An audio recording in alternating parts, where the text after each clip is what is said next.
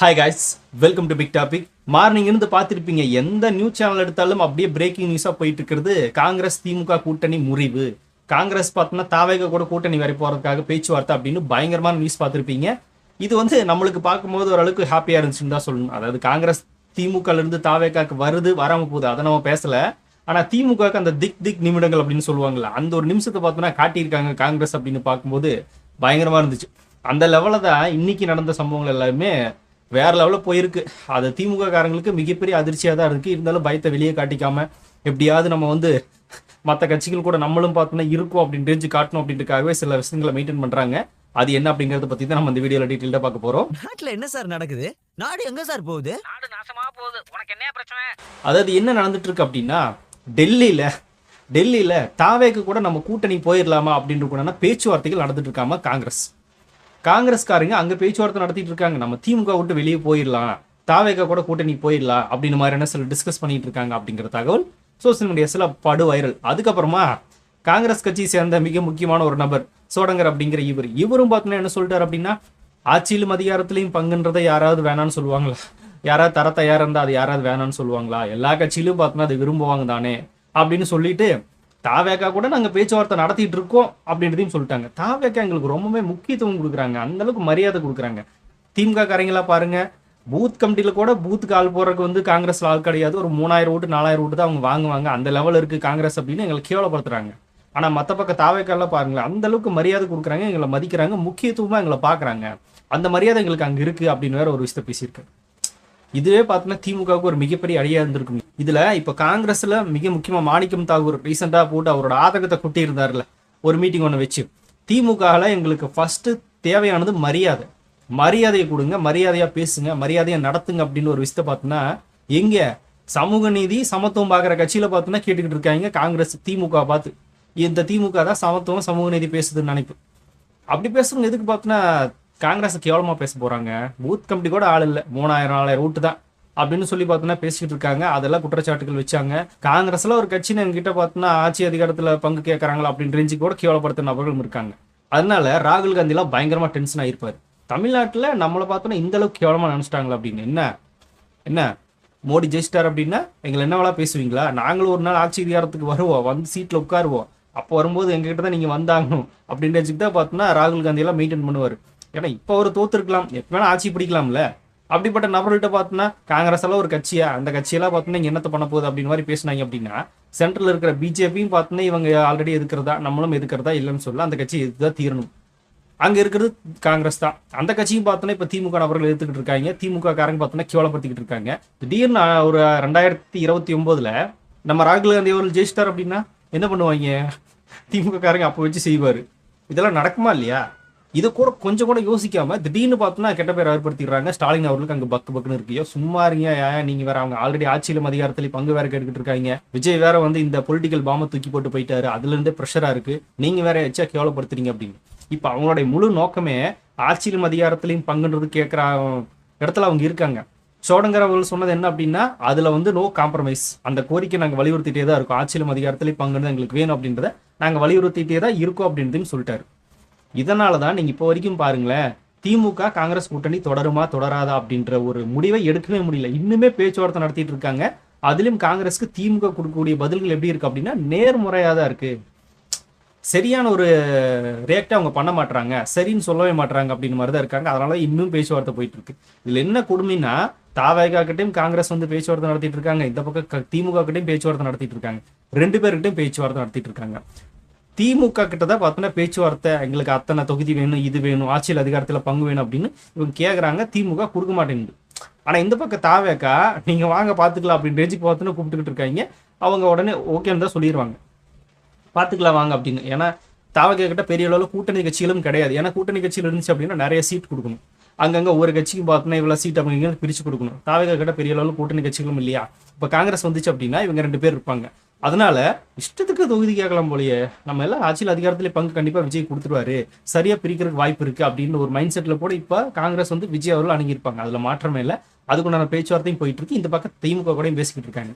சரி, என்னதான் இருந்தாலும் திமுக கூட பயணிச்சாச்சு, கடைசியா ஃபைனல் ஸ்டேஜ் நம்ம பேசி பார்ப்போம் அப்படின்ற ரேஞ்சுக்கு போயிட்டு இருக்கு. ஆனா இதுல இன்னொரு பேக் ஃபயர் என்ன அப்படின்னா, திமுகவுக்கு ராகுல் காந்தி அவர்கள் தமிழகத்துக்கு வர்றதா இருந்துச்சு, வர மார்ச் 5ஆம் தேதி வர்ற மாதிரி இருந்துச்சுல, இப்போ அது பார்த்தோன்னா தள்ளி வைக்கப்படுதுன்னு சொல்றாங்க. அவர் என்ன முடிவு எடுக்கிறார் அப்படின்னா, தமிழ்நாட்டில் எந்த கட்சியோட கூட்டணி அப்படிங்கிறது சரியான முடிவுக்கு வரணும், எங்களுக்கு எவ்வளவு தொகுதி பங்கீடு அப்படிங்கறத முடிவு பண்ணணும், இதெல்லாம் முடிவு பண்ணிட்டு தான் நான் அங்கிருந்தே தமிழ்நாட்டுக்கு வருவேன் அப்படின்னு ராகுல் காந்தி சொல்லிட்டாரு. இப்போ திமுகவுக்கு இன்னும் மிகப்பெரிய அடியா போயிட்டு இருக்கு. அவங்க ஃபைனலைஸ் பண்ணவே இல்லையே, அதனால ராகுல் காந்தி இன்னும் போகட்டும் அப்படின்னு மாதிரி தள்ளி போட்டாரு போல. எங்களுக்கு எவ்வளவு தொகுதி வேணும், நாங்க என்ன கேட்கறோமோ அதை கொடுக்கணும், அப்பதான் நாங்க பார்த்தோன்னா ஃபைனல் பண்ணிட்டு இங்க வந்து அறிவிப்போம், திமுக கூட நாங்க இருக்கோம் அப்படின்னு அறிவிப்போம் அப்படின்னு ரேஞ்சுக்கு ராகுல் காந்தியுமே ஒரு ஒரு ஸ்ட்ராங்கா தான் இருக்காரு. இல்ல திமுக வேண்டாம் அப்படின்னா உடனே தமிழ்நாட்டுக்கு வந்து தாவேகால பார்த்தோம்னா நாங்க ஜாயின் பண்ண போறோம் அப்படின்றதையும் அறிவிக்கிறதுக்கு ரொம்பவே அதிகமான வாய்ப்புகள் இருக்கு அப்படின்னு தான் இப்போ வரைக்கும் நியூஸ் சேனல்ஸ்ல எல்லாத்திலையும் நம்ம பார்த்துட்டு தான் இருக்கோம். பட் ஃபைனலி இப்படி வேணா மாறலாம். ஆனா திமுக எந்த அளவுக்கு பார்த்தோன்னா இவங்களை வெளியும் விடக்கூடாது, அதே சமயத்துல கொடுக்கவும் கூடாது, இப்படிதான் சொல்லி பார்த்தோன்னா இவங்க ஸ்டாப் பண்றது அப்படின்னு ரேஞ்சுக்கு பார்த்தோன்னா ஒரு மிகப்பெரிய ப்ரெஷர் ஹேண்டில் பண்ணிட்டு இருக்காங்க. இப்போ தேர்தல் வந்துருச்சுன்னு வச்சுங்களேன், அந்த தேர்தலில் நம்மளுக்கு எப்படி வாக்கு செலுத்துவாங்களோ இல்லையோ அப்படின்ற ஒரு பயத்தில் எல்லா கட்சியிலும் உட்காந்துட்டு இருப்பாங்களே, அந்த பயம் இப்போ திமுகக்கு இப்பவே வந்துருச்சு. அந்த லெவலில் தான் காங்கிரஸ் பார்த்தோன்னா அவங்களை டீல் பண்ணிக்கிட்டு இருக்கு. ஆட்டம் போட்டீங்க, எங்களுக்கு எவ்வளோ பேசுனீங்க, கடைசி நேரத்தில் வச்சோம்ல செக்கு, எங்களுக்கு கொடுக்க வேண்டியது கொடு, இல்லைன்னா அங்கே கிளம்புற அப்படின்னு நினச்சிட்டு தான் இருக்காங்க. காங்கிரஸை பொறுத்த வரைக்கும் மைண்ட் என்ன அப்படின்னா தாவேகாக்கு போகிறது தான். தோக்கிறமோ ஜெயிக்கிறோமோ அதெல்லாம் மேட்டரே இல்லை, எங்களை ரொம்ப அசிங்கப்படுத்தி கேவலப்படுத்தின ஒரு கட்சி திமுக கூட நாங்கள் இனி இருக்க மாட்டோம், நாங்கள் இல்லைன்னா திமுகவுக்கு என்ன நடக்கும் அப்படின்றத நாங்கள் காட்டணும் அப்படின்றதுக்காக வேற ஆப்ஷனே இங்க இல்லாம இருந்தா பரவாயில்ல. விஜய் அப்படின்ற நபர் கட்சி ஆரம்பிக்காம இருந்திருந்தா கண்டிப்பா வேற யாரு கூட போக வாய்ப்பு இல்லை, இவரோட இதை இருந்திருக்கணும். ஆனா இப்போ ஒரு ஆப்ஷன்ன்றது இருக்கு, அதுவும் நம்ம கேட்கறதெல்லாம் கொடுக்கறது நிலைமையில பார்த்தோம்னா தாவேக்கா இருக்காங்க, எல்லாமே நம்மளுக்கு பண்ணி தரேன்னு சொல்றாங்க. இதுக்கு மேல என்ன வேணும்? அவர் பின்னாடி மக்கள் படையும் இருக்கு, பெரிய அளவில் ஒரு கிரவுண்ட் பொலிட்டிஷியன் அப்படிங்கிற மாதிரி பார்த்தோன்னா விஜய் ஒரு மிகப்பெரிய பிராண்டை செட் பண்ணி வச்சிருக்காரு. போய் தான் பார்ப்போம், வெற்றியோ தோல்வியோ, எத்தனை சீட்டு கிடைக்குதோ கிடைக்கட்டும், அதை நம்ம பார்த்துக்கலாம் அப்படின்னு ரேஞ்சுக்கு காங்கிரஸ் வெயிட் பண்ணிட்டு இருக்காங்க. ஆனா திமுக சற்றும் சளைக்காம அதுலலாம் கிடையவே கிடையாது அப்படின்னு இன்னும் வரைக்கும் சொல்லிக்கிட்டு இருக்காங்க. இதுல இன்னொரு மிகப்பெரிய இது என்ன அப்படின்னா, தேமுதிக உள்ள வந்ததுனால திமுக கொஞ்சம் பார்த்தோன்னா அவங்க வந்துட்டாங்க, அதனால நாங்கள் கொஞ்சம் ஸ்ட்ராங்கா இருப்போம் அப்படின்னு மாதிரி. அப்போ காங்கிரஸ் போனாலும் பரவாயில்ல ரேஞ்சுக்கு தான் இருக்கிற மாதிரி தெரியுது இவங்க பார்க்கறது பார்த்தா. ஆனா தேமுதிக எப்போ வந்து திமுக கூட்டணி வச்சுட்டோ அப்பதான் மிக முக்கியமா திமுகவோட தோல்வி உறுதி செய்யப்பட்டது அப்படின்னு தான் நம்ம பேசிக்கிட்டு இருக்கோம். ஆனா விஜயகாந்த் அவருக்கு துரோகம் பண்ணிட்டு தேமுதிக எப்போ அங்க போய் ஜாயின் பண்ணிச்சோ அங்கேயும் பார்த்தோன்னா அதுவும் தோக்க போகுது, அது கூட சேர்ந்து திமுகவும் தோக்க போகுது அப்படின்னு ரேஞ்சுக்கு தான் நம்ம பேசிக்கிட்டு இருக்கோம். அது தெரியாம பார்த்தோன்னா இவங்க அது வந்ததுனால ஒரு மிகப்பெரிய ஸ்ட்ராங்கா இருக்கும் போயிடல, காங்கிரஸ் போனா போயிட்டு போறாங்க, இவங்க வந்திருக்காங்க அப்படின்னு மாதிரி நினைச்சிருக்காங்க போல. அதாவது விஜயகாந்த் தொண்டர்கள் இனிமேல் உங்களுக்கு வாக்கு செலுத்துவாங்க அப்படின்னு நினைச்சிட்டு இருக்காங்க. கலைஞர் அவர்களை ஏத்துக்கிட்டு அரசியல் பண்ணது கலைஞர் அவர்களை ஏத்துக்கிட்டு அவளுக்கு பல விழாக்கள் வந்து விஜயகாந்த் அவர்கள் எடுத்திருக்கலாம். நான் அரசியலுக்கு வந்ததுக்கு அப்புறமா முழுமையை எதிர்த்தது யார் அப்படின்னா கலைஞர் அவர்களை எதிர்த்தாங்க. 2016 கூட கூட்டணி சேர்ற மாதிரி தான் இருந்துச்சு, ஆனா ஏன் சேரல, சேரக்கூடாது முடிவு பண்ணி அவர் தனியா போயிட்டாரு. அந்த லெவலில் தான் விஜயகாந்த் அவர்கள் திமுகவை அணுகியிருக்காரு. இவங்க என்னன்னா அதே கட்சியோட கூட்டணி வச்சுட்டு விஜயகாந்த் அவர்களை பார்த்தோன்னா அடின்னு அடிச்சு அவர் இந்த நிலைமைக்கு ஆளாக்கி இப்போ அவர் போயே சேர்ந்துட்டார். அந்த லெவலுக்கு பண்ண திமுகவோட கூட்டணி வச்சா விஜயகாந்த் தொடர்லேயே ஓட்டு போட மாட்டாங்க, அந்த லெவலில் இருக்கு. அவங்க வேற கூட சேர்த்துக்கிட்டு காங்கிரஸ் கழட்டி விட்டுலாமா அப்படின்னு பிளான் இருப்பாங்க அப்படின்னு மாதிரி சில வட்டாரங்கள் செய்திகள் வருது. அதனால காங்கிரஸ் எப்படி பார்த்தாலும் பார்த்தோன்னா போனா போயிட்டு போச்சாங்க அப்படின்னு ரேஞ்சுக்கு தான் திமுக இருக்குது அப்படின்னு நம்மளுக்கு தெரியுது. ஓ நீ அப்படியா, சரி அப்போ எங்களுக்கு கூட வச்சிருந்தது விஜய் சொன்ன மாதிரி கூட்டணி கட்சிகளை ஜெயிக்கிறதுக்காக மட்டும் யூஸ் பண்ணிக்குவீங்க, மற்ற எதுக்கும் நீங்க வந்து எங்களுக்கு செவிசாய்க்க மாட்டீங்க அப்படின்ட்டு இப்போ அவங்களும் புரிஞ்சுக்கிட்டாங்க. அவங்க மட்டும் இல்லை, பல கட்சிகளும் புரிஞ்சுச்சு. அதனால இப்போ திமுக கிட்ட ப்ரெஷர் பண்ணி கேட்டுக்கிட்டே இருக்காங்க. ஆனா இவங்க எது தர்ற மாதிரி இல்லை. ஒன்று நீ இங்கே தான் எவ்வளோ பேச வேண்டியதாக இருக்கு, அந்த பக்கம் பேச வேண்டியதே இல்லை. நாங்கள் திரும்பினா போது தாவேக்கா வாங்கன்னு கூப்பிட்டு ரெடியாக இருக்காங்க, நீங்கள் இப்போ தர்றீங்களா திரும்பட்டுமா அப்படின்னு ரேஞ்சுக்கு போயிட்டு இருக்கு.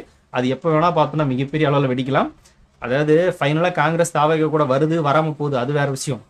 ஆனா இந்த அளவுக்கு ப்ரெஷரை பார்த்தோன்னா ஹேண்டில் பண்றதுக்கு தளபதி விஜய் அவர்கள் ஒரு முக்கியமான காரணமா இருக்காரு பாத்தீங்களா. அது பார்க்கும்போதே ரொம்ப ஹாப்பியா இருக்குங்க. 75 வருட கட்சியை ஒரு ஆட்டி இருக்காருன்னு தான் சொல்லணும், ஆட்சியின் அதிகாரத்தில் பங்கு அப்படின்ற விஷயத்த. அப்ப எப்படியே இருந்துட்டு போறாங்க. இப்போ ஸ்டாலின் அவர்களுக்கு ஒரு மிகப்பெரிய அதிர்ச்சி ஏற்படுத்தி கொடுத்திருக்காரு நம்ம தாவேகா தலைவர் விஜய் அவர்கள். விஜய் எல்லாம் அரசியலுக்கு வந்து என்ன பண்ண போறாரு, சூப்பரா பண்ணிட்டு இருக்காரு. உங்க கூட கூட்டணி இருக்கிற கட்சியவே உங்ககிட்ட சில கேள்விகளை கேட்க வச்சு கொடுக்குறியா போறமான்னு கேட்க வச்சுட்டாரு. இதை விட அவர் என்ன பண்ணணும்னு நினைக்கிறீங்கன்னு அந்த லெவலில் வச்சிருக்காரு. இதுவே ஒரு மிகப்பெரிய விஷயம் தான். புதுசா வந்த ஒரு நபர் பேசின பேச்சு இந்த அளவுக்கு வெடிக்குது. அதிமுக அது வெடிக்கிறதுக்கு வாய்ப்பு இல்லை, ஏன்னா அது சென்ட்ரல் கட்சி அப்படின்றதுனால பெரிய அளவில் யாரும் எதுவும் பெருசா கேட்க மாட்டாங்க, அங்க மண்டி போட்டுட்டு தான் இருப்பாங்க அப்படின்றதுனால கேட்க முடியாது. அவங்க ஆல்ரெடி சரண்டர் தான். இங்க தளபதி விஜய் அவர்கள் நம்மளுக்கான விஷயத்த நம்ம கேட்டு வாங்கணும் அப்படின்னு மட்டும் இல்லாம நம்மளை நம்பி வரவங்களுக்கு நம்மளும் சரிசமமா பிரிச்சு கொடுக்கணும் அப்படின்னு ஒரு இதுவும் இருக்குல்ல. இப்ப சமத்துவம் சமூக நீதி விஜய் கட்சியில இருக்கா இல்ல திமுக இருக்கா அப்படின்றத நீங்களே செக் பண்ணி பார்த்துக்கோங்க. இப்படி கரெக்டா இருக்குல்ல. சமத்துவம் சமூக நீதி பேசுற கட்சிக்கிட்ட எங்களுக்கு அரசியல் ரீதியா ஆட்சிக்கு பங்கு கொடுங்க அப்படின்னு கெஞ்சிக்கிட்டு இருக்காங்க காங்கிரஸ். அந்த லெவலில் தான் அவங்களை திமுக வச்சிருக்கு.